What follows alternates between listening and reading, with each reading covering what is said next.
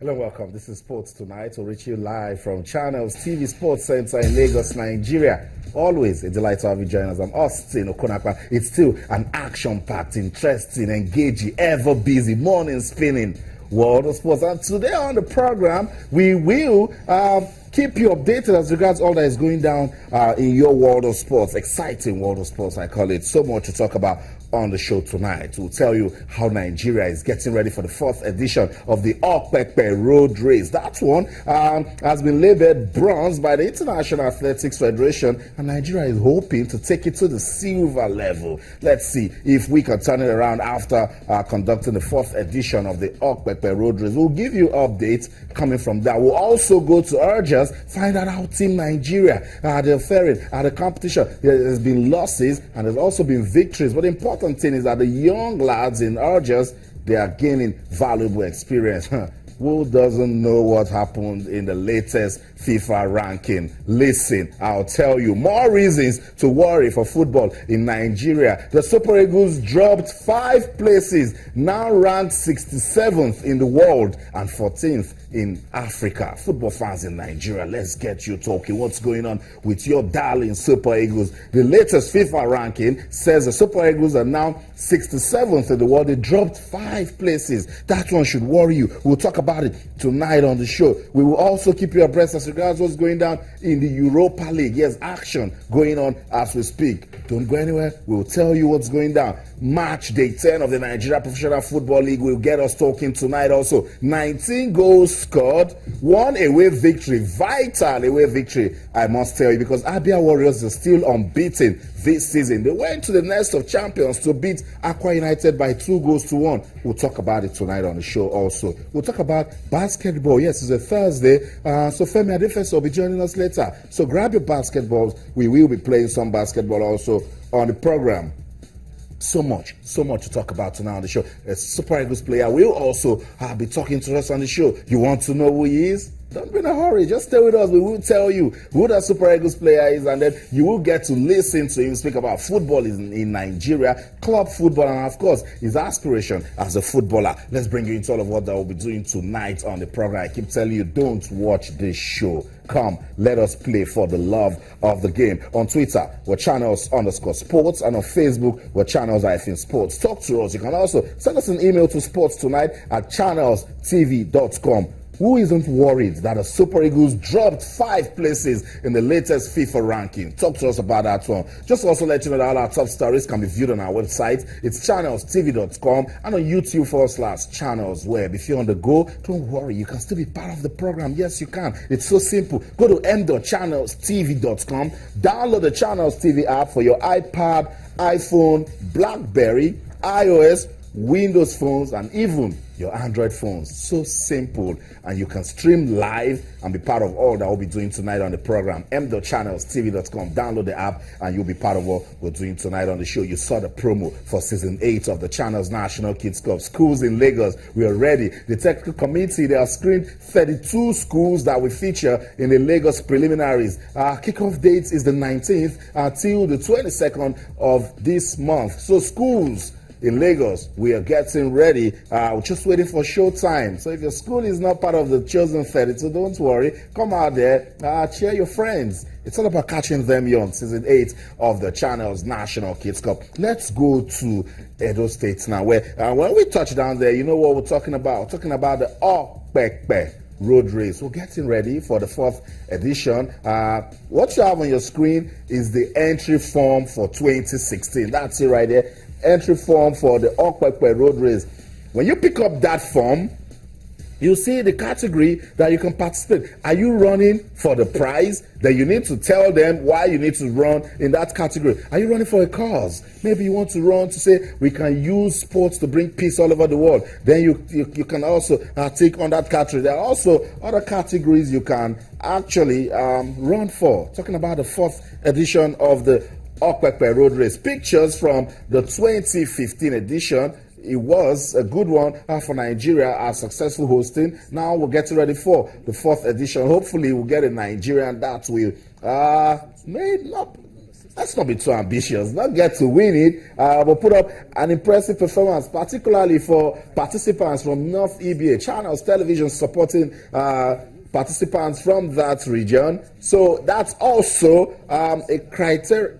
Part of the category, part of the category participants are expected to feel, are you running as a North EBA athlete? They need to know, because if you're among the top 3, Channels Television have prizes for those athletes. So we're getting ready for the 4th edition of the Okpekpe Road Race. You've seen pictures from 2015. We're waiting to see what will go down in 2016. Before we talk about table tennis, let me bring the guys that will be talking sports with us tonight, because we want to give special attention to league football in Nigeria. So we have to bring these guys because they follow the league in Nigeria religiously. One of them is even a media officer for one of the clubs. Let's welcome Olawale Adigun back to the program. Olawale, good to have you around. Yeah, great to be back also once again. It's looking like a Thursday tonic this day.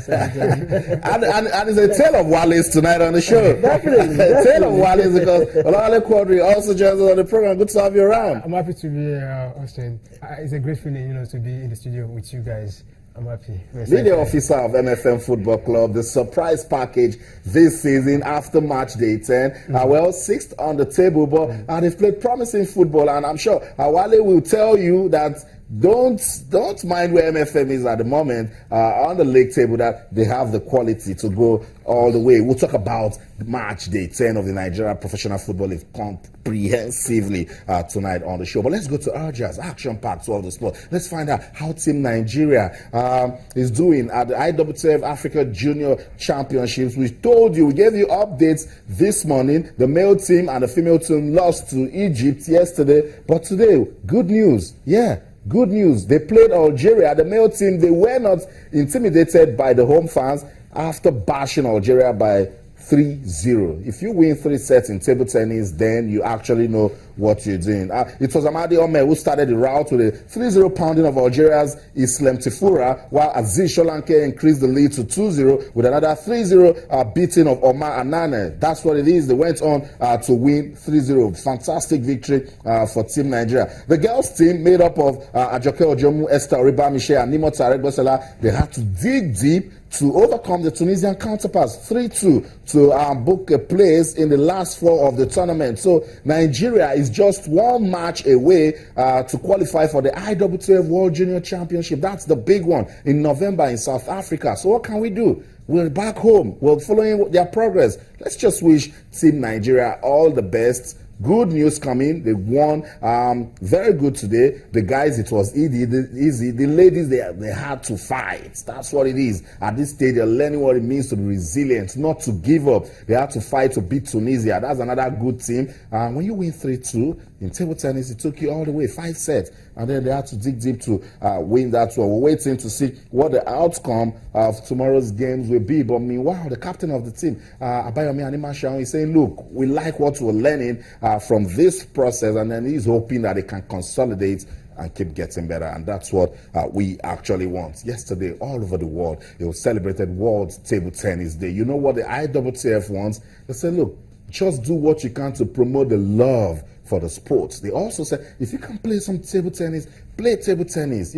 Get somebody new, teach that person. If you have been playing, play some more. So you see, they want you to grab a bat, just put a board. It's very easy. Sweat it out. Show some love to table tennis. Right here in Nigeria, the sport has given the country some international reputation. World champions. Aaron Quadri is ranked 29th in the world. Segun Toriola is about to break record as one of the few table tennis players to record a 7th time experience at the Olympics. Massive. Lufunke Oshanaike, she's been there, done that with table tennis. Let's go back in the days to Atonda Musa. You see, he was also a champion. Cecilia Arini also played good table tennis for this country. Yomi Bankole, the list goes on and on. But table tennis recently has witnessed a decline. We put together this report to celebrate World Table Tennis Day, the Nigerian perspective, a look at how it was in the past and what it is today. Sports tonight on Channels TV. Don't go anywhere. We'll be right back. Stay.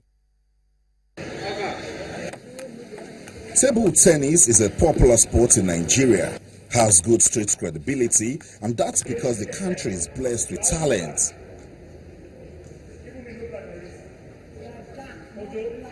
Since the 80s, Nigeria has been producing world champions. In the 90s, more talents emerged. Olufunke Oshonaike and Segun Toriola were dominant, and interestingly, they are still active. Incredible performance by Kadri Aruna. He's getting standing ovations here. Today, Aruna Quadri is Africa's best player and ranked 29th in the world. No African player has achieved such feats. Aruna Quadri, he plays really good. He's one of the best players on the world. We have really good quality, but I think you can develop because you can have more success with this technique, and this physical must be possible to have more success in table tennis. Sadly, there's been a decline. Lately, the story of Nigeria's table tennis hasn't been so sweet. There are funding issues, there are economical issues. Our sponsors are suffering from donor fatigue now. Because at the end of the day, people ask questions, you know.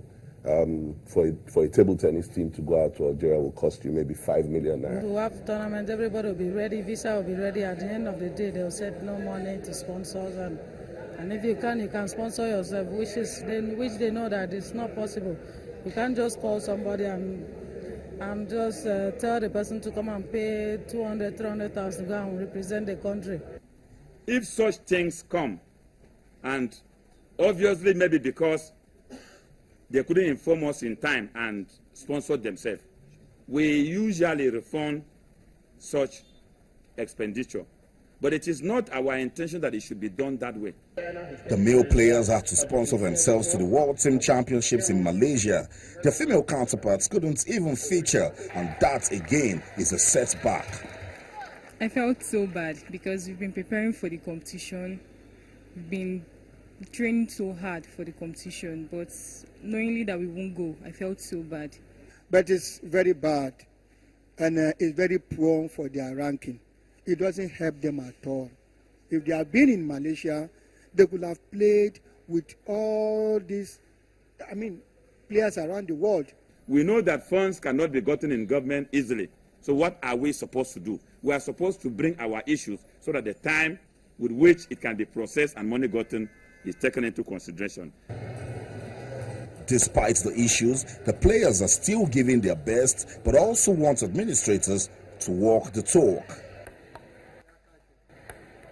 In the last 3 years, table tennis in Nigeria has made admirable progress. The players are doing so well, and the federation also doing their part. But there's been a special call to the National Sports Commission to support their efforts. Now, with players sponsoring themselves to international competitions and the female complaining about not getting the sort of attention they desire, then the story is one that is hoping for a better future. From the National Table Tennis Training Center in Lagos, Nigeria, Austin Okonakman reporting for Channels Television News.